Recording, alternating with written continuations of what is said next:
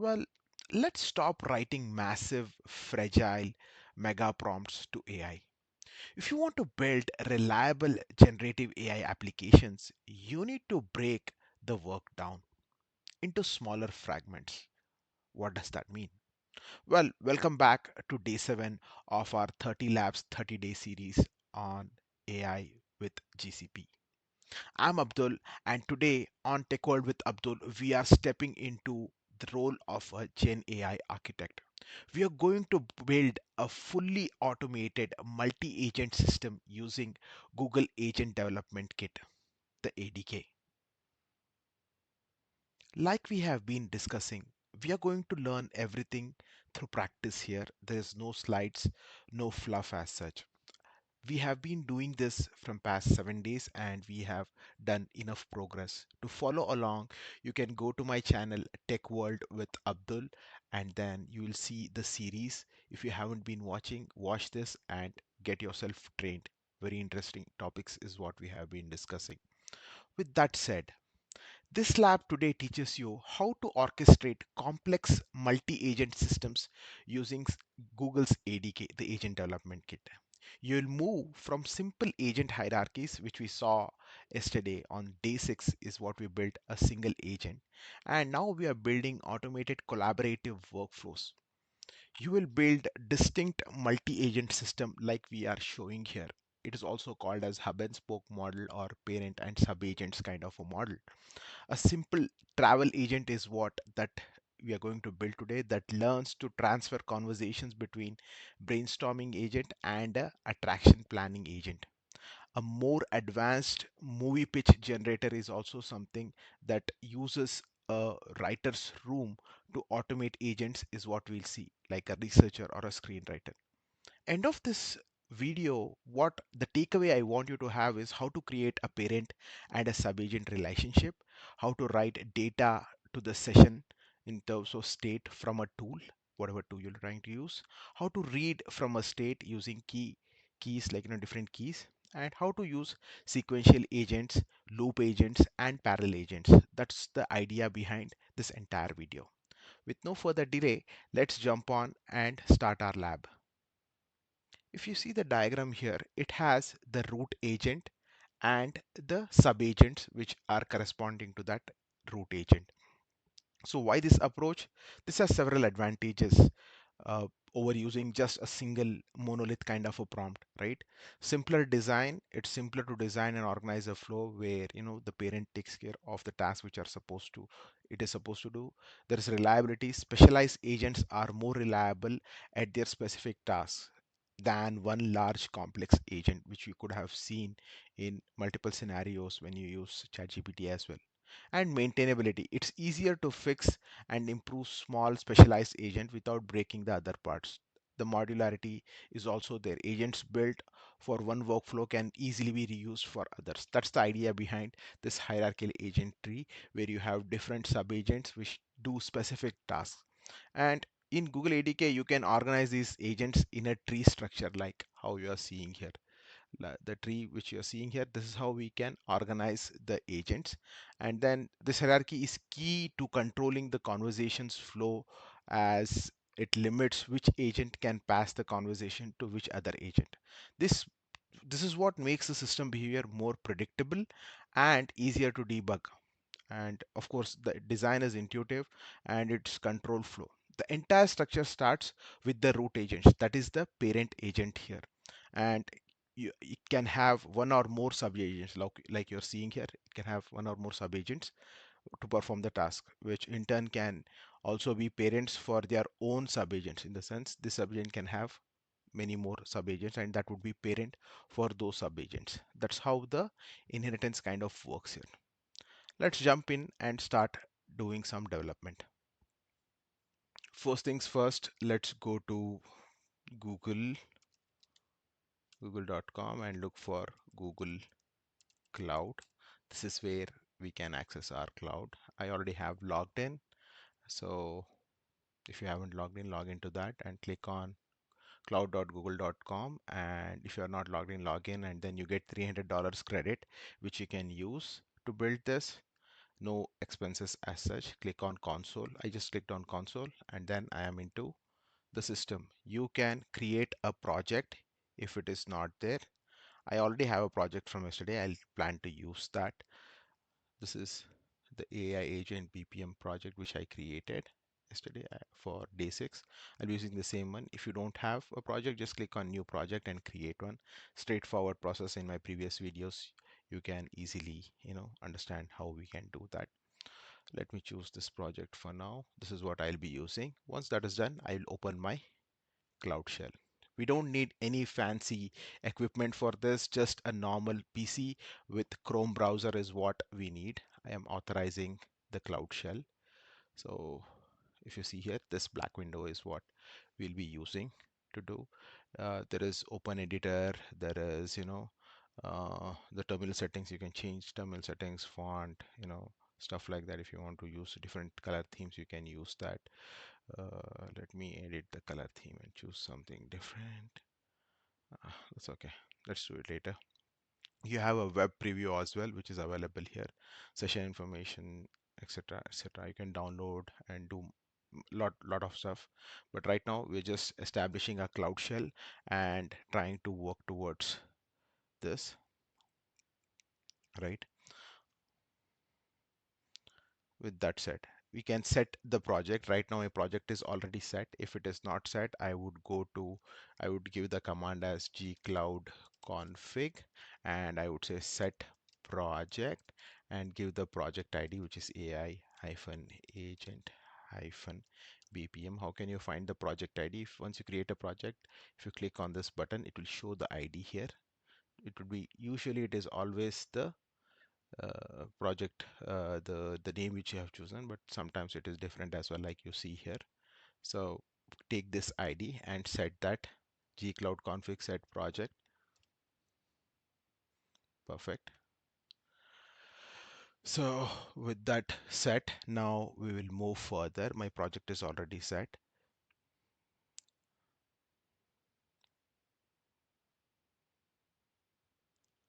Now I want to enable bunch of APIs, like because we are trying to deal with AI here, we need AI platform APIs for this thing. So I will enable that by giving Google services enable AI platform.googleapis.com. All these instructions are present as part of my lab manual in GitHub. I have shared the link in the description as well as in previous videos. So you can go to my playlist and you can get this. This is the lab manual I'm following.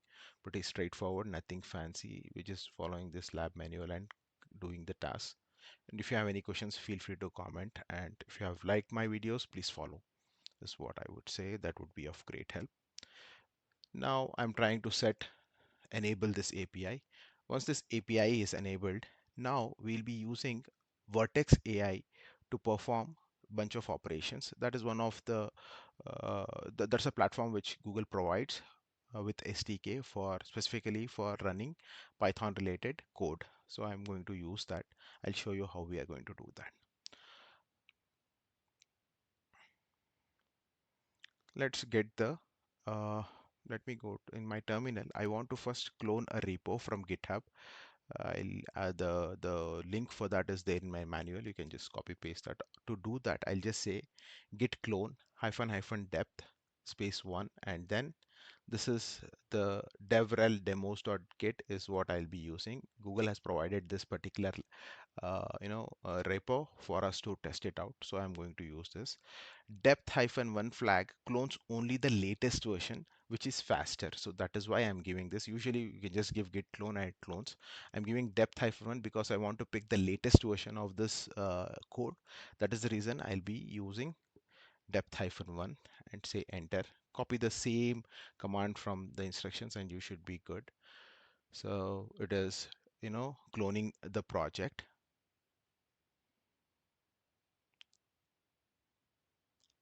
Now, once that is done, what I want to do is I want to move the directory of the lab specific folder to my home directory and rename it. For that, I'll pass this command.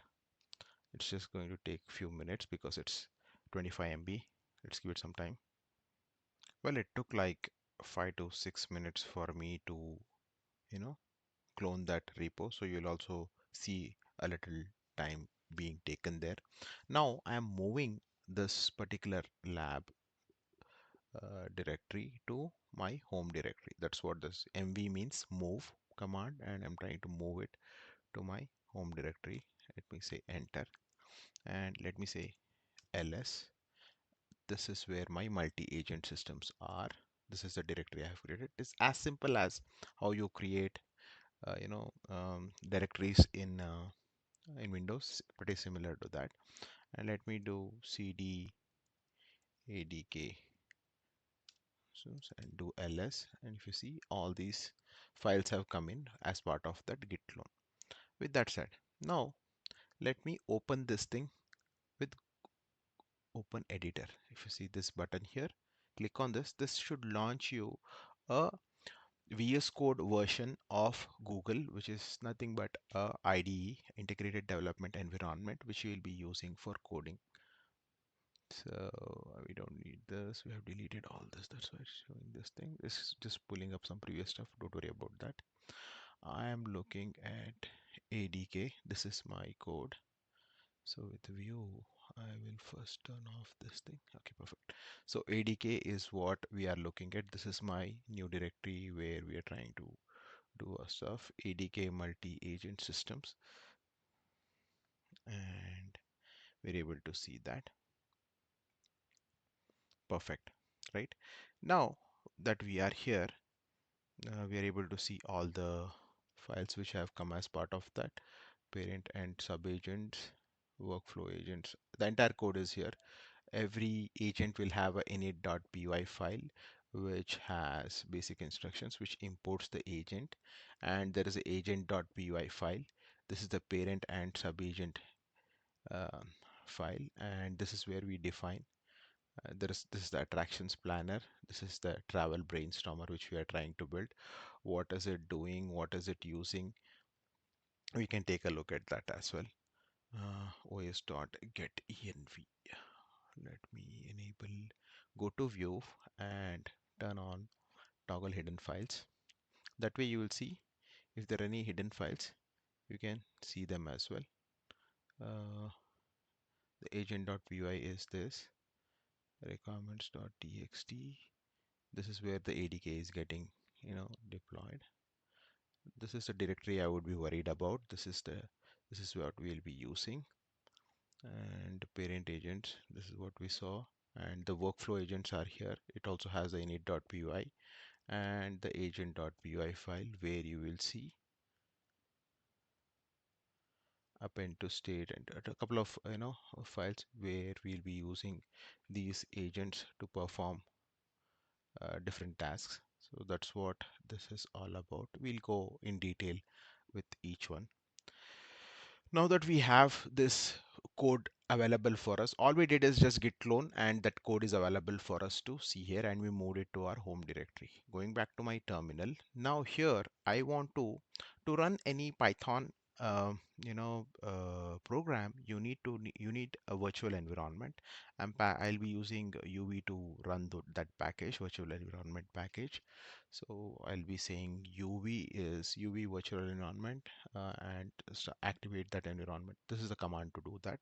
All it does is creates an environment to run Python files. Once that is done, the requirement.txt file which we saw in the code, we'll be installing the requirements to do that. All this is doing is installing that, because you're not using your local environment. All this is happening in Google Cloud, right?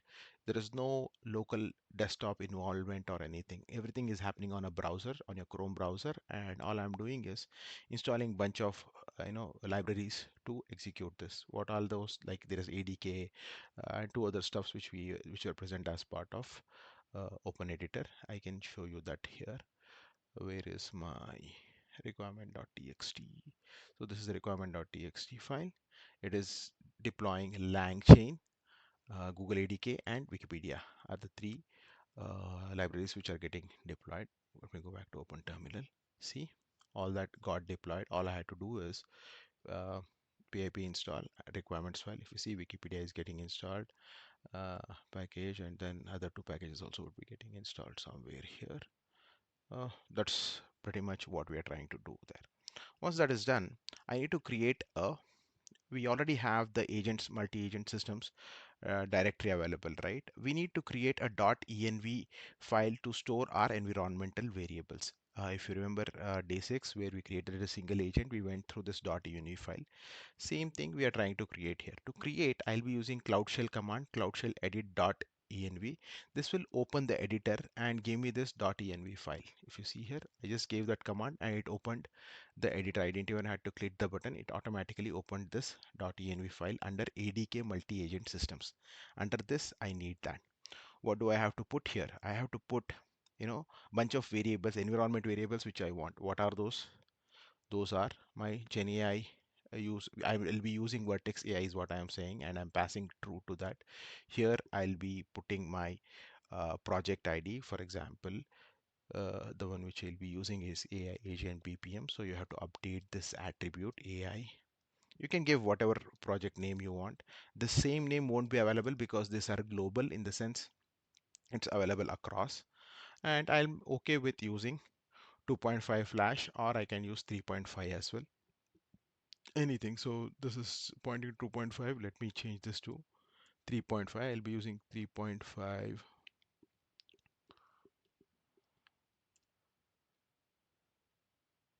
flash. I'll be using Gemini 3.5 flash. You don't have to save, it automatically saves. Very user friendly, IDE. And I don't know why people use VS Code when you have such a beautiful alternative. I mean, it's just choice for everyone, right? Now that we are done with this, let's move further. Remember that you have to update the project ID here. That's the thing. That's the only thing. Once that is done, let me go back to my terminal, open terminal. And now what I want to do is I want to copy this .env file into the subagent directories as well. If you see here, the .env file right now we created was under agents.sdk, agent multi-agent systems. This is where I created the file, but I want it under workflow agents as well as my sub agents as well. I want this .env file under both of these directories because they also use the same configuration.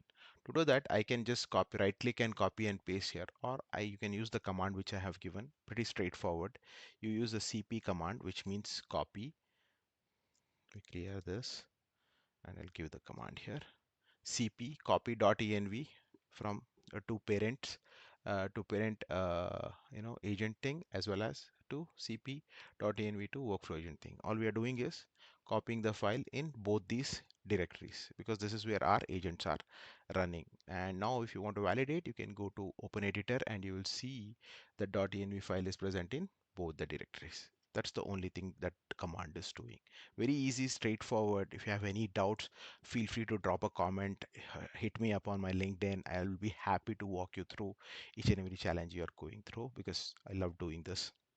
With that said, now let's explore the transfers between parent and sub-agent and the peer agents. In the sense, the conversation, how does the conversation happen between the root agent is what we want to see. By default, parent agent uses its sub-agents, its description to decide when to transfer and the conversation. You can also guide these transfers explicitly in the parent's instruction by using subagent's name. Let's see how we can do that. Let's go back to our editor. We are in the editor, right? Perfect. So here, let's go to our parent and subagents and open the agent.py file. If you see, there are two directories under agent, this thing, parent and subagents and workflow agents. Under parent and subagents, open this agent.py file, which we already had opened and checked. So now you know most of the variables will start making sense because we defined them here, right? And you will see the root agent, which is named as, this is the parent agent, relates back to our diagram here, the root agent, the parent agent, right? This is the steerer in the sense, this is what is going to control. Steering is like in any car, you have steering.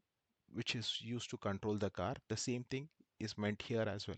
They are steering it with, like the name says, right? It's going to its name steering asks it, what it does is ask the user question about like question to decide which subagent to transfer to. Initially it relies only on its subagent's description, so whatever subagent description we have given, it relies on that. So for example, helps the user to decide what country to visit. This is the description it is going to rely on, or like that initially, right? The travel brainstormer is one of those the subagents which helps users with brainstorm destination, and attraction planner helps in listing things to do in specific country. These are the two agents which are there. This is the main agent, these are the subagents. Straightforward. And you know what is the model attribute? That is what we defined in our get.env file, which is 3.5 flash, Gemini 3.5 flash. That is why they have declared it as a variable which gets picked up from the .env file. Hope it's making sense what we are trying to do. So we have three agents here, one parent and two sub agents. Very important, guys. The video will be a little lengthier, but the idea is to explain each and every aspect in detail, right? To read the agent.py file in the conversation flow order, it's often easiest to start reading from the root agent. In the sense, the flow starts from here. From, if you look at the diagram, that is the parent agent, so the flow starts from here. So you look from bottom to up. From bottom to up is what you will have to look at to understand what is this particular agent code, agent.py file doing. This is because Python code requires that we define our subagents before we can add them to an agent. They have to be defined first before they can be added to the agent. That is the reason this has been written like this. So some might have a doubt, like why do we have defined this subagents first instead of the root agent? So just giving that explanation to help you understand. Now,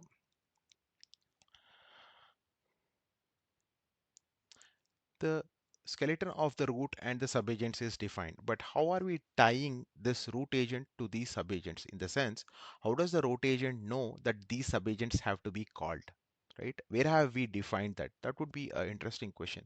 I don't see that block anywhere here. This is where we'll be defining that. Inside the root agent block, when you define the agent, once you're done with this, after this comma, you are going to pass one more attribute, or one more argument where you will say these are my subagents. What are my subagents? My subagents are travel brainstormer and attraction planner. These two are my subagents. Hope that makes sense, right? Just making sure the indentation is there. This travel brainstormer is my subagent, as well as attraction planner, and this is how we are tying the root agent with the subagents, the parent agent with the subagents. This is how we are doing that. Hope this is clear, right? Though we had this defined, but we were not stitching it anywhere. This is where we are stitching the parent and the subagent. The agent hierarchy is defined only by the parent's subagents. That is why we have to declare those. However, if you see within the subagents, there is no parent agent attribute. We don't need that. The only relationship you need to define is from the parent, this call has to be specified. The vice versa is not needed. That is why we are defining that only inside this root agent. Hope that is clear. With that said, let's go back to our terminal and click on all the changes are done. Now we want to execute these agents. Let us see if this is working, right? To do that, all I will do is I will cd into it's already into the ADK multi-agent systems. It's already there, but still you can delete this. So check the present working directory. PWD gives that you're already here. If you're not here, I would say just pass the instructions which I have, where you're changing directory from whatever location you are to this thing. It's going to bring back to you to the same place anyways. And then I'm seeing this is a very important command, guys. I want you to focus. Agent development kit run parent and subagents. This is a very important command. This is the agent name which we are trying to run here. We are using ADK to run this agent. Within GCP, we use this command to run agents which you have custom built. We have custom built agent here which has root and this thing, root and subagents. Setup complete. So it's already started. So the access to latest log, okay, this is giving the log where the log is, and then it is telling the agents have started.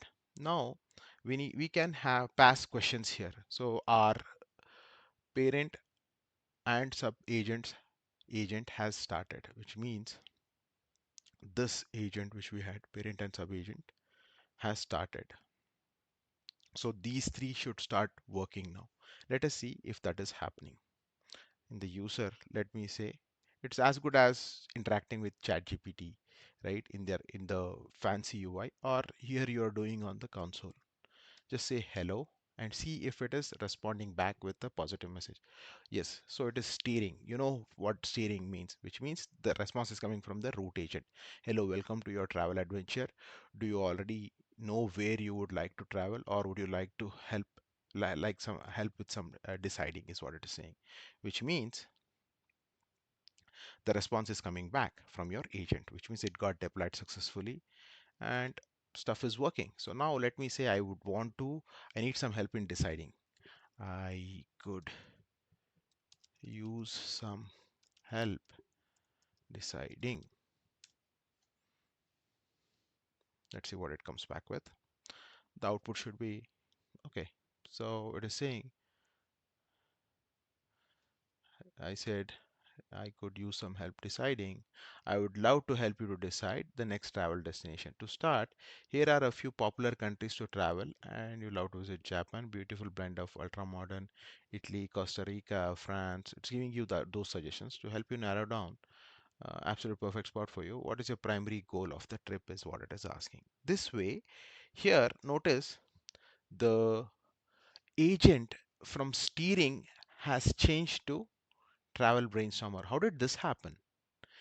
Parent made this call based on this question's context. The travel brainstormer was called. This is the beauty of having multiple agent system. The multiple agent system here is the entire line which is doing this magic is this, guys. I'll be very straightforward with you. The subagents, you gave the context based on the instruction, it is deciding which one has to be called. Why? Because this agent's description, if you see, it helps the user decide what country to visit. In the sense, it is this agent's purpose is defined here, and the root agent knows that what has to be called based on what description it is. In the sense that intelligence is there with the steering agent. Is that clear, guys? I'm hoping it is coming across straightforward. This is the easiest explanation you can find for multi-agent systems, guys. I'll be honest with you. There are so many videos. I was struggling to understand how this has to be done. So this is what I have come up with. Hope this is helping you. The root agent, what it did was it transferred the control based only on the subagent's description. It looked at the description and then it transferred that, if that makes sense. Now that was a easy way of understanding. Let's exit here and move back. So let me say exit. So this kind of brings me out of that. It is shutting down the agent and it brought me outside. The conversation got ended. Perfect. Let's go back to the editor and see what all tweaks can we do.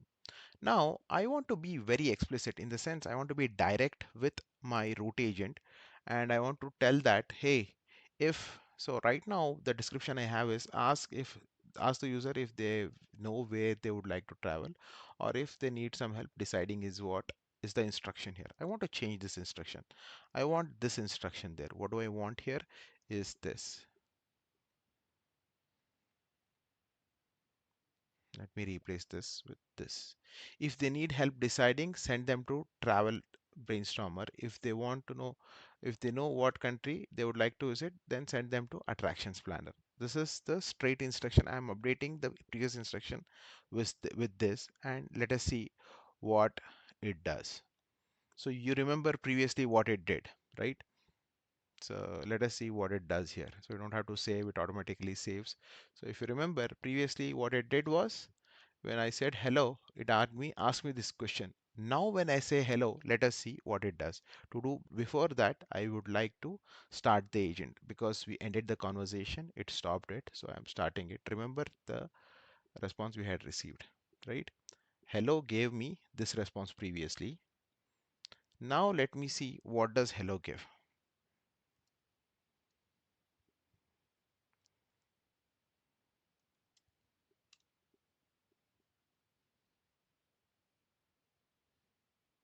See, the response is different and it's asking the same thing. Would you like help brainstorming or design destination? Let's say I would like to go to Japan, right? Let us see what response it gives.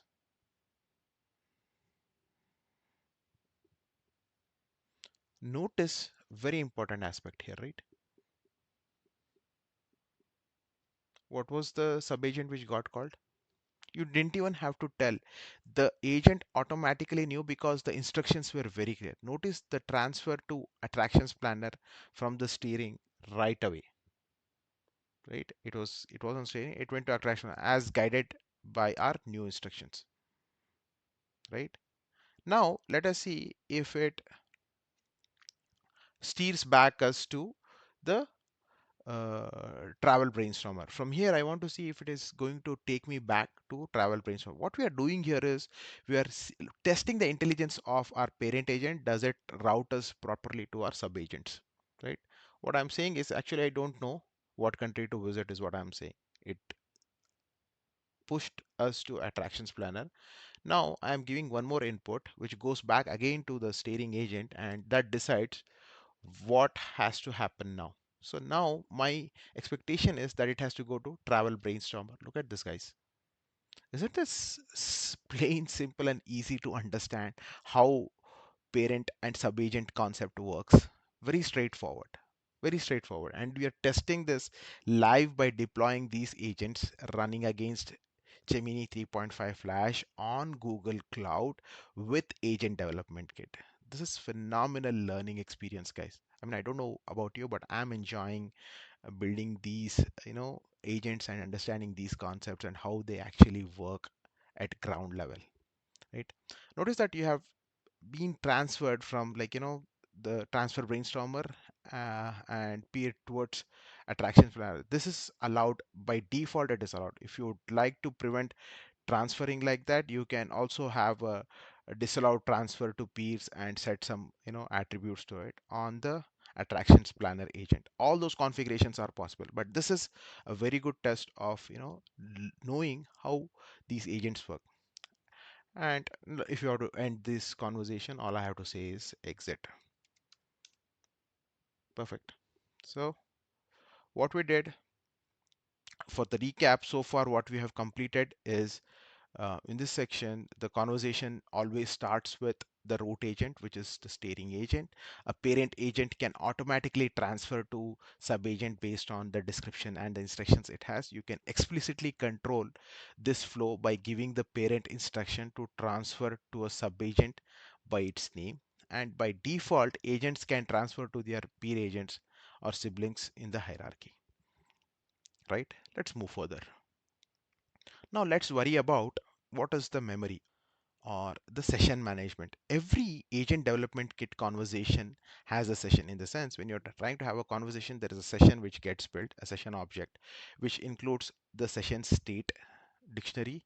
This state is accessible to all the agents, making it perfect way to pass information between them and maintain data like a list throughout the conversation. In the sense, the conversation state, when you're trying to have that conversation, these agents can know what is that conversation about and that gets shared, right? And so the idea now is, now that we understood how to create a parent agent and interact between two sub agents, the next step is understanding and exploring and reading from the state of the session state. Whatever the session state is, how can we read from that state is what we want to understand. So to do that, let me go back to my parent sub editor and parent and sub agents, agents.py. So this is the file which we are here. Now, under the tools, where are the tools? So look at this line number 29. This is where the tools are, the tool aspect goes in, right? This is where the tool aspect goes in. So here I want to add a function definition which I want to use. I'll explain what this does, but for now just go to your lab manual and pick this instruction and paste it here under the tools section. Hashtag tools, look for hashtag tools, line number 29 here, and then say control V. And we are using existing repo which we cloned in the start, and you don't have to write any of that code. All you have to do is copy paste, and the idea here is to understand, like AI is doing all the coding today, but something which is missing is people don't have understanding of what these tools are doing, right? This is from ground level, trying to build a understanding of what are AI agents, how exactly do they work in the back end, right? That understanding is what we are trying to build, because that is what each and every interviewer is looking for today, that understanding. Because the code can be written, but is there anyone who can interpret this, is what they are looking for, right? And in this code, if you notice, the function receives, see, look at this thing, it receives tool context. It receives tool context. This object is your gateway to the sessions, in the sense it is what is going to help you listen to those sessions. And the line, where is that, tools, tools context, right? And tools context and attractions list, right? List.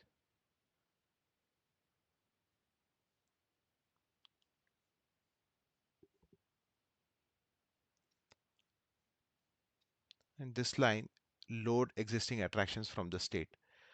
Yes. So if you look at this line, line number 49, tool context object dot state, in the box brackets, they are passing the attractions at the argument. What this line is doing, look at this line very carefully.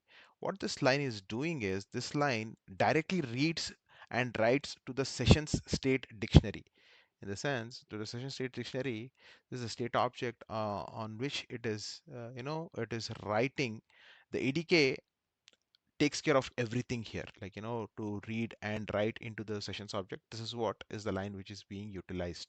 So the idea here is to explain and understand what is happening, how is the session being managed, what is that the code is doing to manage the sessions, to read, to understand, to tweak, or manipulate that particular conversation. What is that, how is that being handled as part of this agent, right? And this is the line which is doing that. We define the tool context, and then here we are trying to manage that, to write to that session state direction dictionary, right? The ADK handles everything here, like you just have to give this declaration, and then ADK handles that, and add the tool to the tools attraction context. Like we defined the the session attraction function, but this has to be invoked from the corresponding agents as well. So to do that, what we will do, we will declare this tools object by passing the state attribute, right? And to do that, in attractions planner, we'll be adding that below this line, which, oh, my bad, control set. So what we are saying is, now that we have declared that tool, we need to make sure that sessions storage is handled within these agents. To do that, we are declaring tools and we are passing that session state object, right? We're declaring it here inside the attractions planner. We did that. We added that uh, uh, agent by adding the tools parameter. Perfect, into the attractions planner agent. And we'll also add some instructions, right? Into existing for attraction planner specifically, we'll add some instructions. What are those instructions?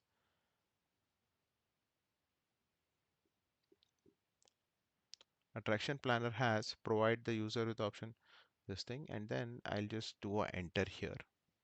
Like I said, the today's video will be slightly lengthier, but the idea is to go in detail, not just scratch the surface, but understand each and everything in detail, right? We just had this one line: provide the user with the option to attract for attractions to visit within the selected scene. Here, when they reply, use your tool to save their selected attraction and then provide more possible attractions. If they ask to view the list, provide a bulleted list, and then we are enhancing from wherever we were.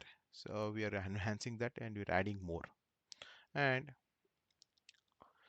uh, with that said, perfect. So now we are done with this thing. Let's go back to our terminal. So far we accessed the ADK through the shell. Now let's try to access it through the web. And to do that, I will say ADK web.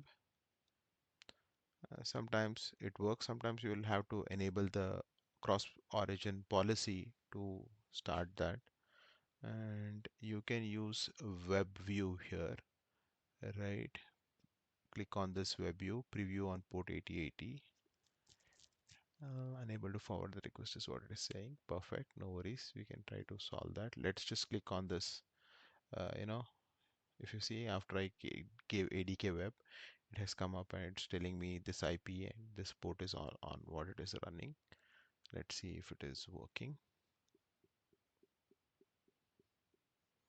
See, it launched and I'm seeing both my agents because you invoked ADK. ADK can read what all agents are running in your selected project, and we are seeing those projects available here. That's the idea. On the next tab, we're able to see that. Perfect. Now let's select the parent and sub agents because that's what we have been using. And let me give a question here. Let's say I'll say hello to start with and see if it is working fine. No response. We got a response on hello. It's saying hello, welcome to your travel adventure planner. Something I want you to remember is sometimes ADK web won't give you proper responses. For example, here I had to do this. I gave ADK web first. Very important, guys. So you might feel like, oh, you did something wrong. There is nothing wrong about this thing. ADK web, and then I could see that it was throwing a 403 forbidden. All I had to do is come back and run this command. Same thing, ADK web is what I ran, but I gave hyphen hyphen allow origins and this piece, right? This kind of enables traffic towards to and from your from the Cloud Shell deployment, whatever you have done for that particular ADK agents. In the sense, if you see here, Cloud Shell dev star means all this gibberish which is there here. This is the star for, and then it allows that traffic to pass through. That is why now I'm seeing the response. You see 200 coming in. So we are failing here, which is very important, which is very essential for us to learn. So we fail and we learn and we go further from there. Perfect. So remember that this change might be needed for you. So do this change while you're doing the lab yourself. So when you're doing that, when you're saying hello, now we are seeing the response coming back. So this is the agent we chose, which is parent and sub agent, because that's where the changes we are added for the state, right? For the state object. After that, after I get the greeting, I would like to say I would to go to, let's say, Egypt, right? I'm saying I would like to go to Egypt. So if you see here, what has happened, guys? The transfer of agent has happened. When it started, it came from steering agent, and when I said I would like to go to Egypt, transfer of agent happened. Very clearly, you are able to understand that. This is beautiful tracing available, how agents kind of, maneuver or move inside, right? And it gave the result. Egypt's amazing place, and these are the uh, places to visit there.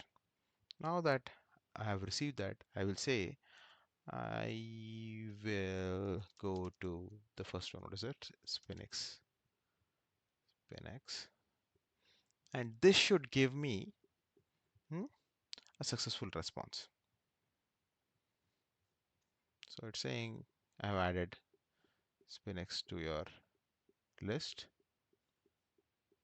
Do you see this thing? Saved attractions to state. This is the change we added, guys, and the state object got updated. The state object got updated. Are you able to understand the change and how it is working, right? To view the event created from the tool's response, we can do here. You can see here, right?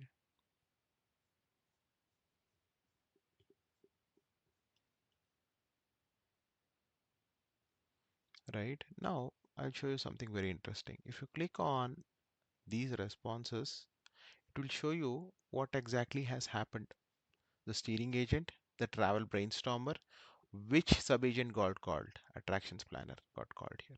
So it's giving me that. Not just that, if you come down, there is state delta, which is getting built, right? State delta has some value. Now, when I click on this response, you'll see that the state delta has a different value, right? Along with that, if you all I'm getting this just by clicking on this response. If you see the state here, it is having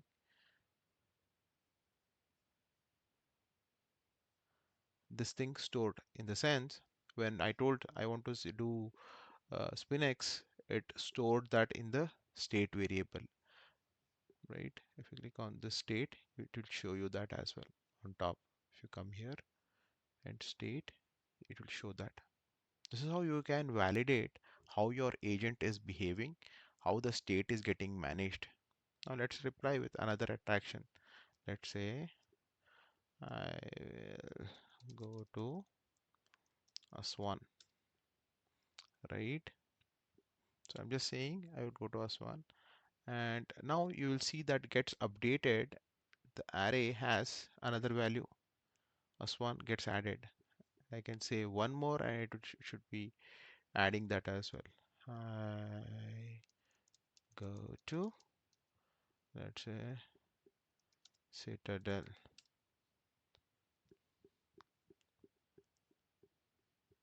right? Citadel Saladin in Cairo got added. Makes sense, guys?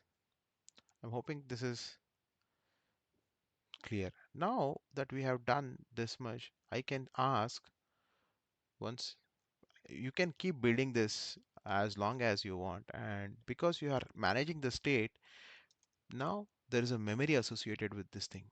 You can send a message like what's on my list. See this thing? We built, interacted with AI, got the responses, stored it in a session, and we are able to extract that information. Not just that, it is also giving you what other things can you add to it. It remembers what all you have because you are managing the state, right? And it is giving you this. In this section, what we covered was we have learned how to use session state to share the data, right? To write the state, you write the state dictionary, like, tool underscore context dot state is what we used, and we wrote the state here. If we go back to here, this editor, we are able to write the state with tool underscore context, right? This is what we used. Existing attractions plus attractions kept on adding whatever list we had. To read that, you're just passing your list and then you're able to get the list back of those attraction. This is what is saves it, and it helps you retrieve the list as well. We are able to retrieve the list. Makes sense, guys?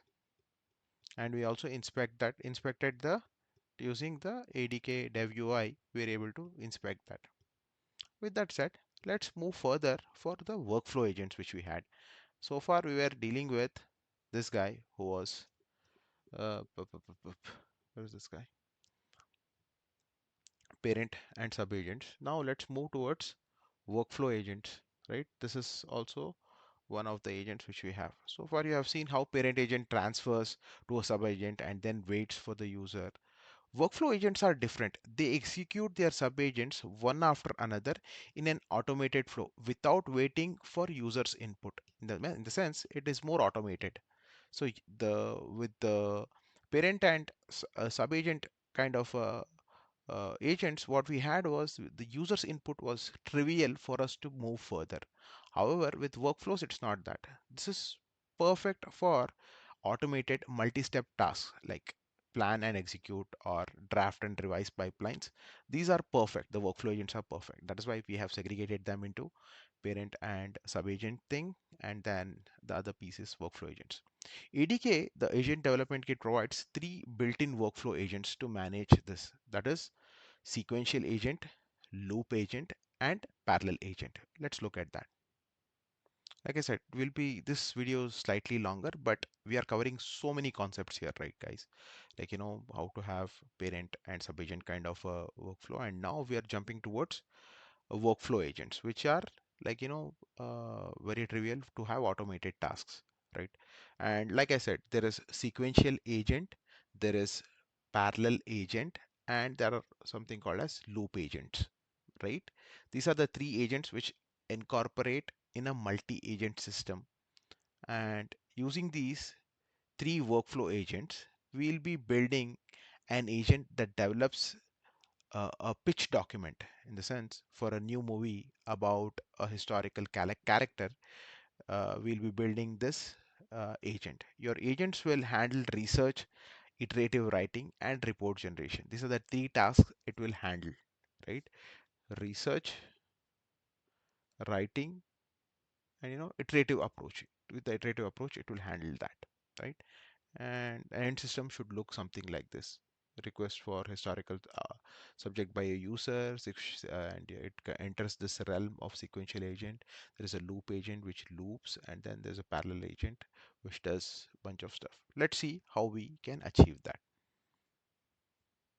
If you have liked so far, guys, I would say, like, follow and ask, share this with other folks also who can benefit from this. And uh, right now here you will be building the system one step at a time, starting with the simplest workflow. Let's do that. So to build a multi-agent system with a sequential agent, it's let's understand how it works or how it executes. A sequential agent in a workflow agent that executes its subagents in a simple linear sequence. It follows, like, a straight through kind of a processing is what I would say. It has a one straightforward linear sequence, something like this. A message comes in from the user, the sequential agent research using Wikipedia, it calls a Wikipedia tool, writes a draft and aggregates the output and writes it to a file, right? And let's understand this from the code's perspective, the code which we have, right? This is a sequential, like the term says, sequence, it happens in a sequence is what they are saying, right?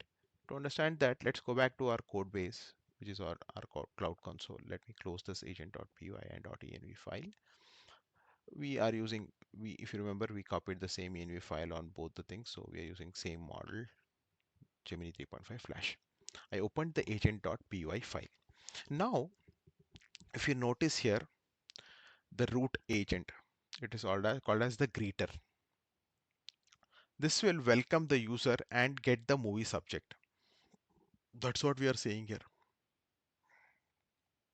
right? Sequential agent. That would be the greeter.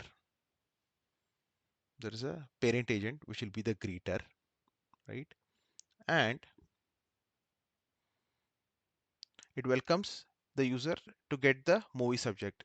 It will then transfer to the sequential agent. This is the parent agent, and then from here it transfers to the sequential agent with the name film concept team. The sequential agent here is, the film concept team. This is the agent which will be triggered.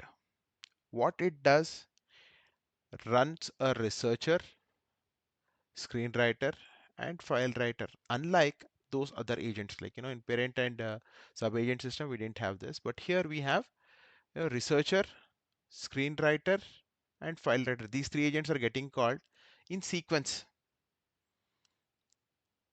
What researcher does? This researcher gets the facts from Wikipedia.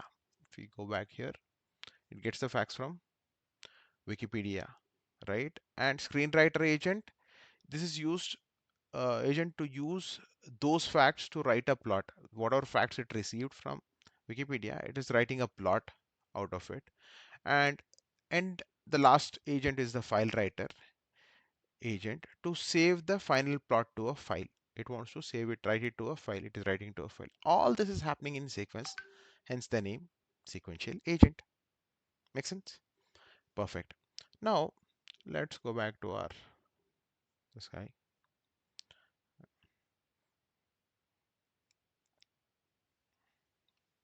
Here, if you see,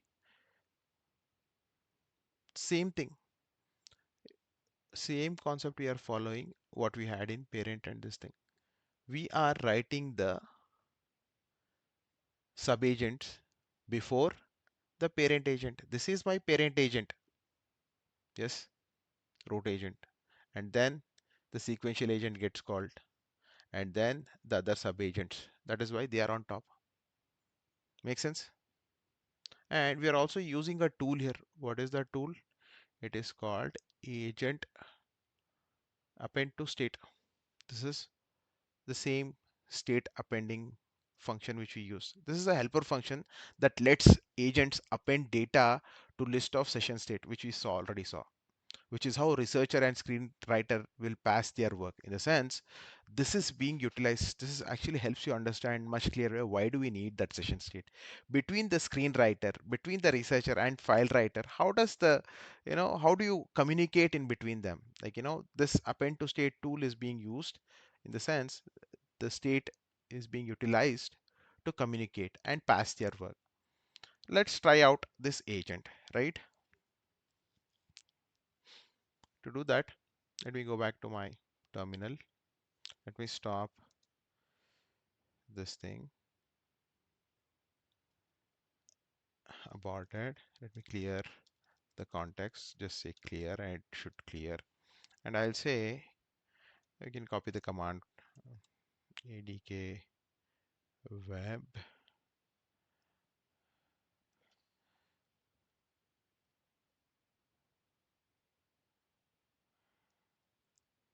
hyphen hyphen origins. Before that, I will pass hyphen hyphen reload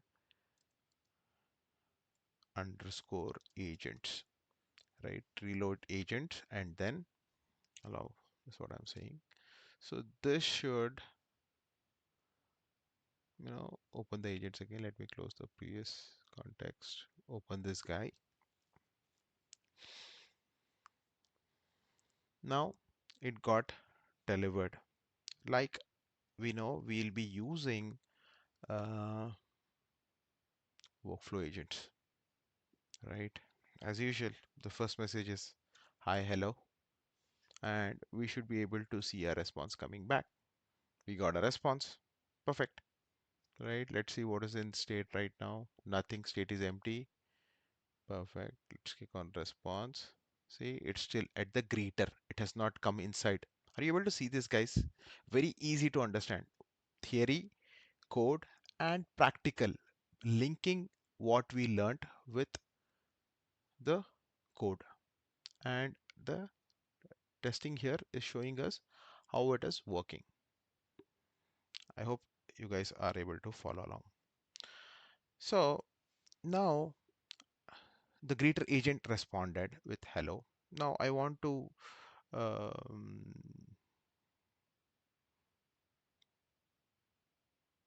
let's enter a historical figure. Let's say I want to know about Tipu Sultan, right? He's a historical figure. I come from Mysore. I'm proud to belong to that land where he was born, and so that's why I want to do that. So with that said, see this. This is magic unfolding, guys. The sequential agent now will take over, and you will not see any intermediate messages. In the sense, there is no response like parent sub agent. If you see, everything is happening in sequence here. The researcher, the screenwriter, and the file writer will run one after the other. The agent will only respond when the entire sequence is complete. This is how the entire sequence was completed. Okay, does it make sense, guys? I just gave the name of the historic figure and it started running it. The sequential agent triggered all the other sub-agents in sequence. Append to state happened, transfer to agent, which is film concept team, right? That is your researcher. Then again transfer to agent, film concept team. Once that was done, actually you can see these in responses. Write file. This is the writer agent. Nothing. You did nothing. Literally just gave that, and then it did all this. From greeter, we got a hello, and I gave the name. Research happened. It went to Wikipedia, pulled all that day, information. Screenwriter agent did the screenwriting, and the file writer did the file write. Does it make sense, guys? Does it make sense? It's straightforward.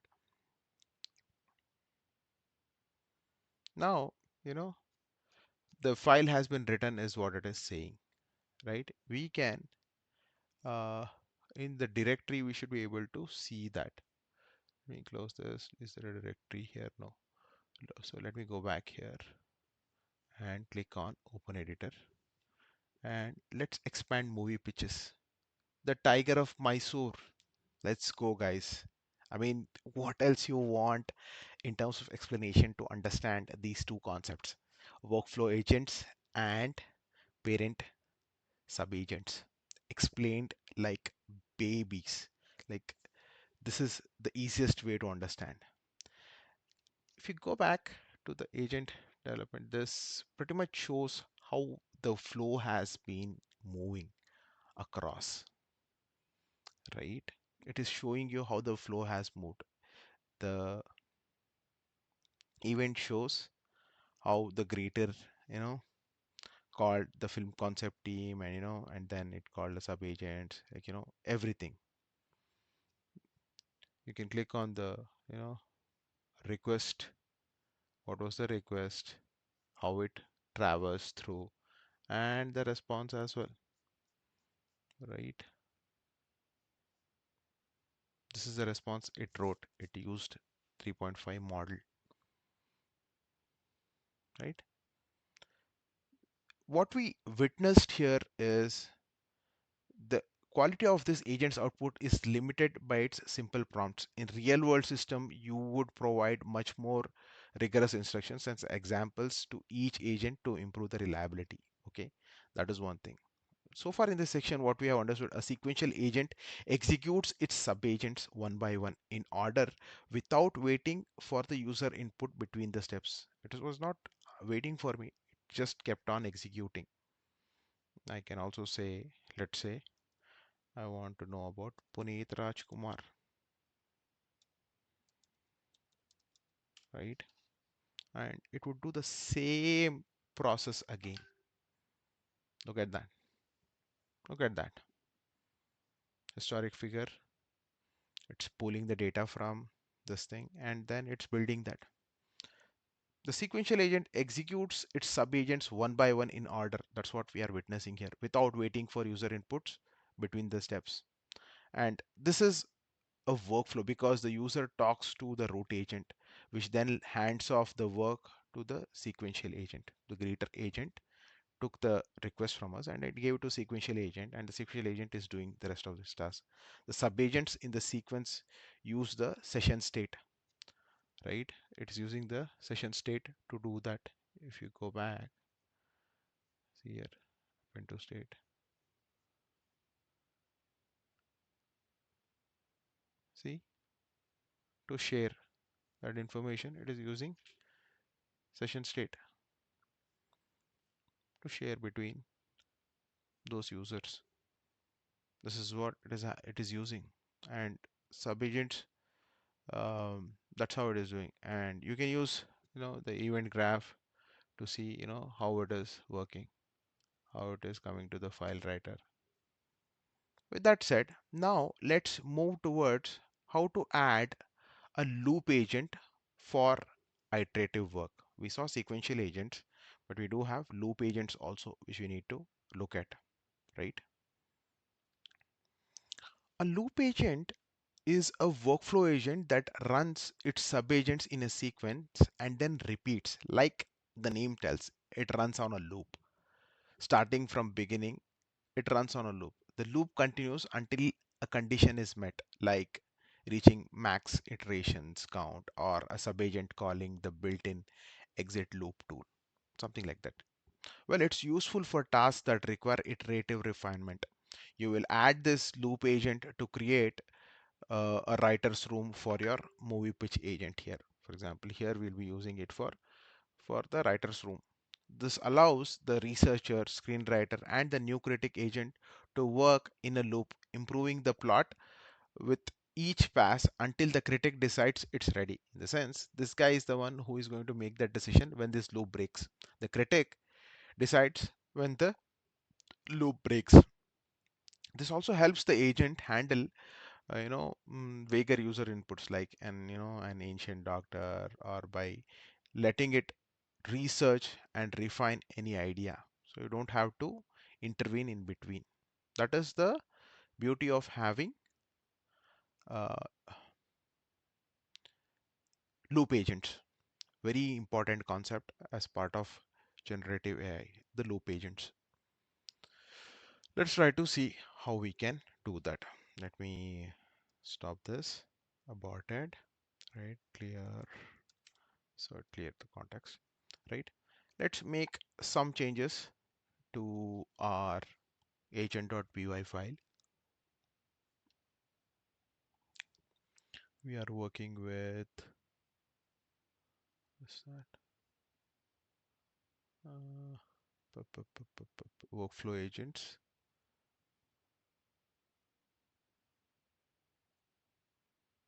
agent.py. Perfect.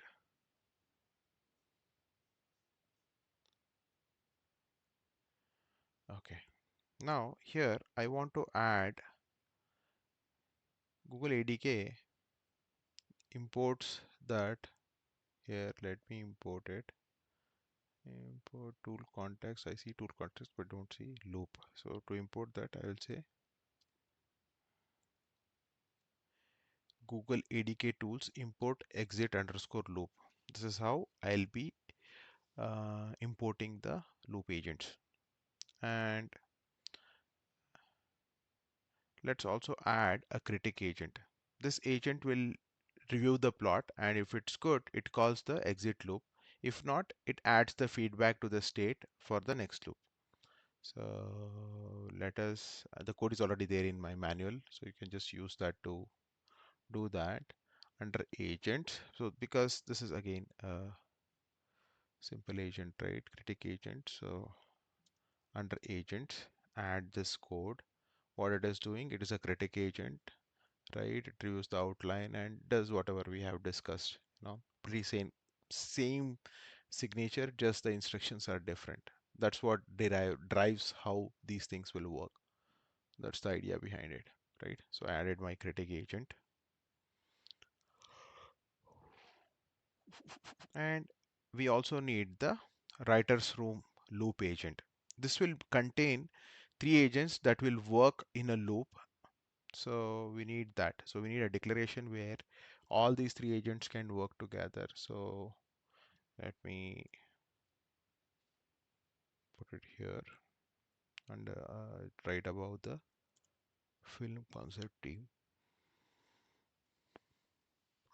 So the writer's room, this is the loop agent which is going to be utilized. So you see the signatures. Sequential agent have sequential agent written. Loop agent will have loop agent written, right? And these are sub agents, like normal agents which we are writing for our purposes. So the signatures will tell you what are those agents about. So this is the loop agent which we have included. And if you notice the max iterations, we have set it to 5 for testing purposes. This is crucial. I mean, uh, if you don't declare it, it things might go into infinite loops and you might not come out of that. So you need to define this for sure. You need to know what is that business use case you're trying to achieve, and you have to define that very clearly. So with that said, and let's update the film concept team, which is this guy, with those two agents. Instead of now we don't need the researcher, screenwriter and stuff. We need writer's room and file writer, right? So let me do this. Let me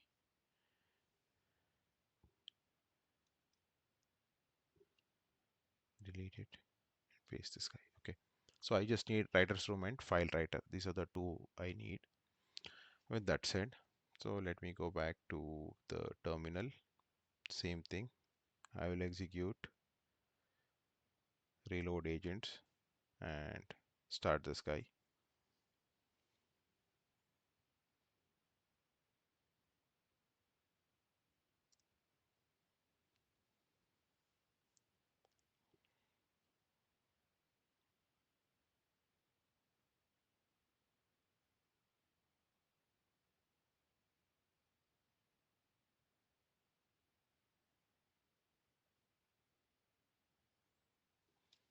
It's up. So let me open this. Go to my workflow agent. Just say hello and to confirm if it is working. Perfect. It's working, right? It is at the greeter. Now you will see that there is this loop agent which has been defined, right? The sequential and the loop agent. Now you'll see the loop agent appearing there. So what do you want to do? Let's create a broader topic.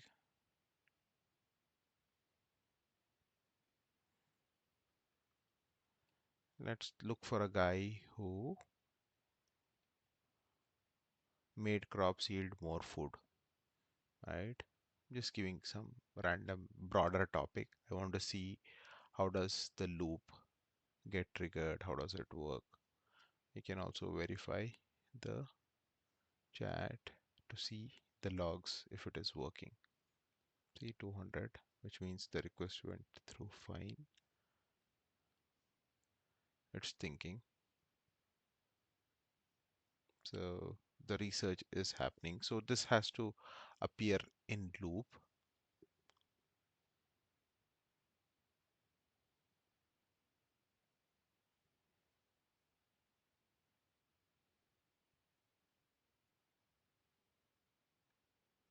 So guys, very interesting aspect. While I was doing this, I found one error where the agentic loop was not running. And to understand that, I debugged it and I found that when you're trying to do a Wikipedia search, sometimes it fails. To address that, I added one line, which is Wikipedia user agent, ADK movie agent 1.0. So the Wikipedia pages don't think that it's a bot trying to, hack or something. Just to address that, I added this line and then restarted the agents, just Control C and ADK web, that thing. And then after that, I just ran the same query and I see that the agent ran for 5 iterations, right? And then it came back, it reached the exit loop. See here. So every response, if you see here, so it chose this guy who is, what is his name? Norman Borlaug, who's American agronomist and humanitarian. Did that, uh, it ran on a loop. Append to state is what it has done. And then it exit, I think, because this is the critic is the guy who runs the max is 5 iterations. Whatever iteration he gets satisfied, that's when the exit loop gets triggered. That's what has happened here. And from there, it writes the file. The write file agent gets called. If you see here, then the response goes back to file writer, and the file gets returned to the write file. Pretty much writes it to the response directory. Let us see if we have a file in his name. Very straightforward, slightly lengthier lab, but very easy to understand in terms of, see, man who fed the world, and we see the file getting generated by LoopAgent. Well, with this thing, what we have understood is what are loop agents all about, right? A loop agent is a workflow agent that repeats its sequence of sub-agents, creating an inner loop for iterative tasks. Agents inside the loop use the session state, which is what it was using there, right? And the passes the work across the sub-agents. The loop can be stopped by using max iterations. That's what we have used, or by calling an exit loop. Exit loop is what got triggered because the condition was satisfied before the exit loop was called here. If you see here, the exit loop was called. The critic was satisfied with whatever response it had received, so the exit loop got triggered. Either exit loop or max iterations. Either the other two ways you can you can cut the agentic loop in this one. With that said, so two agents we saw. We saw sequential agents. We saw loop agents. Now time for parallel agent, right? Let's see what is parallel agent all about. Parallel agent in a workflow, like it's also a workflow agent that executes all its sub-agents at the same time. In the sense, concurrently, if you want to process bunch of agents, then you would choose parallel agents. Like the name says, parallelly processing happens when you choose these agents. This is valuable for tasks that can be divided into independent subtasks, like running two different research jobs. Like, if you want to run two research jobs, there is no dependency on each other. They can run in parallel, right? That is where you will use a parallel agent. You will use a parallel agent to create pre-production team that works in parallel, or one agent will research box office potential while another agent simultaneously brainstorms casting ideas. This is often called as fan out and gather, in the sense, like, you pan out and then you collectively come back and say, okay, this is what has happened. That is a pattern. The pattern in AI is called as fan out and gather for parallel agents, right? Um, that's a parallel agent. Fan out the work, like, break the work, and then later uh, come back, gather for the with the results. Here, the file writer is what which aggregates here. If you see this example, two agents, one is box office researcher, casting agent, two different agents parallelly running, and then they gather in the file writer because they have to write together. This will be our final agent flow, and we'll understand how this works. Let's go back to our uh, agent, right?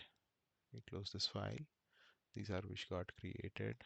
I mean, this is beautiful exercise, guys. Love each and every concept here and the understanding it is building. I'm very happy of what we are trying to achieve here, right? The root agent, everything starts at the root agent, right? That will be our, uh, you know, um, starting point, the root agent or the greeter, right? It transfers the it transfers to the film concept team, that which is the sequential agent, right? It transfers to the That's how the flow goes here. Sequential team, or sequential agent, right? Sequential agent, which internally runs writer's room and file writer, which is nothing but a loop agent, right? The And creates a plot. The new pre-production team is the parallel agent to research the box office and the casting at the same time, and the file writer to gather the results. Which means we need to make changes here. We don't have our pre-production uh, team details, so we need to add that. Let's add that.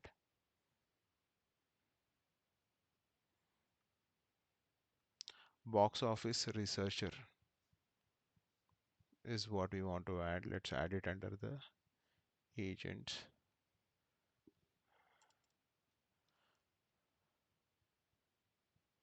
So what did we do?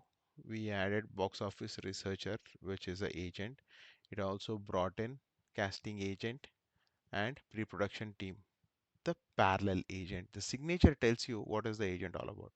Whether it is a parallel, sequential, or loop agent, you can understand with this thing, right? We pasted that.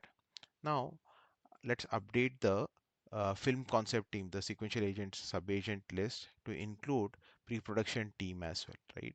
Right now it doesn't include that, so let's add that here.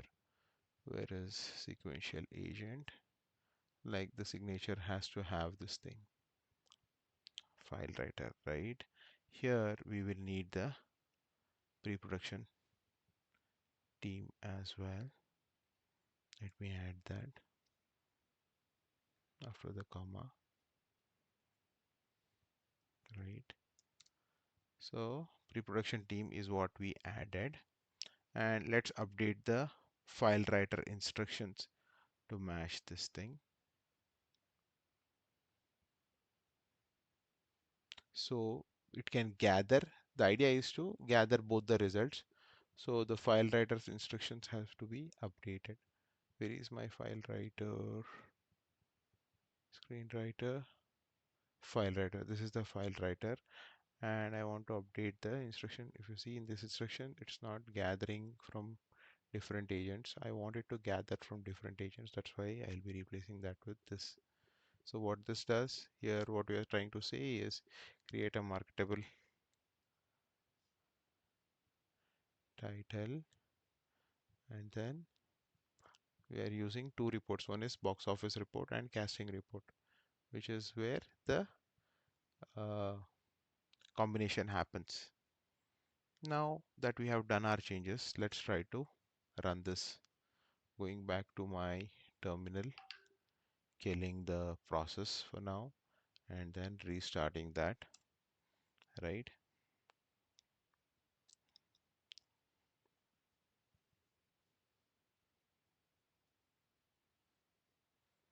Let me open this agent, ADK, choose workflow agent, say a hi, and get a response back.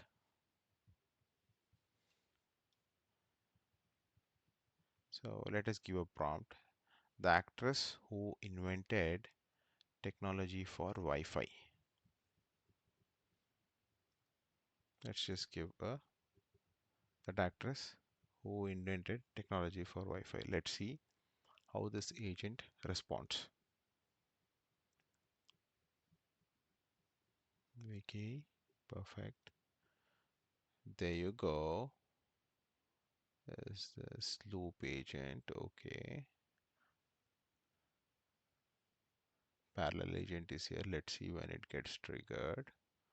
First, my loop agent has to trigger. The critic has to come in, and then once that is done, so this is the error you will see. Let's go back to the logs and see what is that it is saying. Okay, I think it's the same error. Wiki request error. Let's see if it got overridden. .env file. It's there. It's there. Both of them have it. Let me debug this. It was just stuck but came back. So I'm seeing that the loop got exited, and then spread the word. I don't want that. So it is giving me potential report where it is going to write. Since the parallel agent is running, see, box office and casting agent both are going to run, and it's going to combine both the results, which is what is happening right now. Once that is done, I should be able to see I'm seeing everything green, no worries. So here I should have a consolidated file which comes back. Let's see, let's wait for this.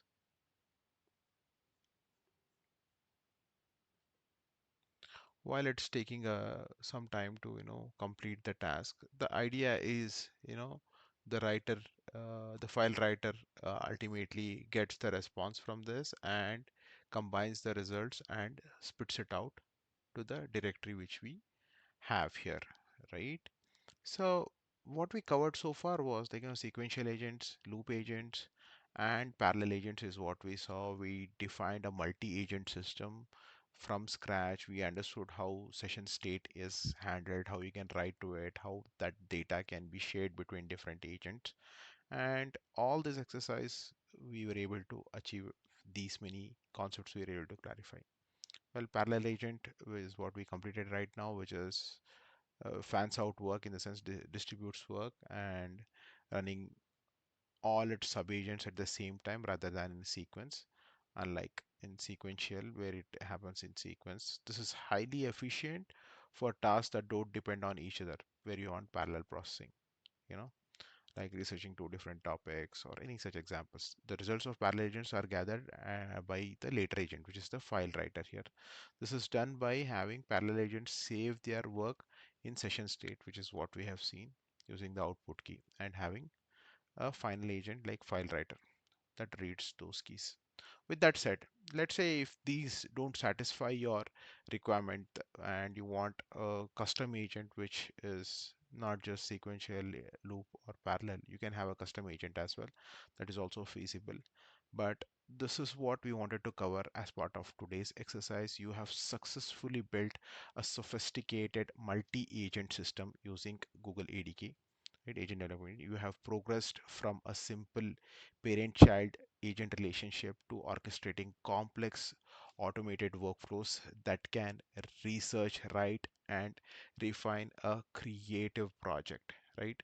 It's a huge accomplishment, guys. I'm very happy for all those who stuck along and understood this thing.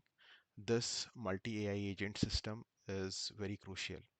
We organized, agents in hierarchical tree with parent and sub-agent relationships, controlled the agent-to-agent transfers, both at automatically using description and explicitly using instructions.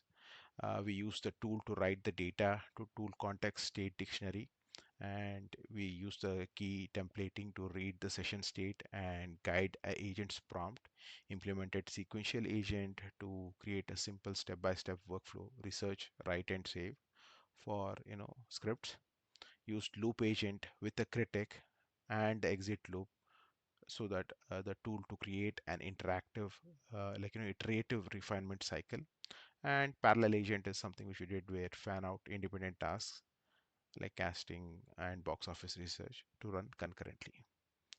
With that said, we come to an end of uh, you know the today's video, and I'll see you in next one.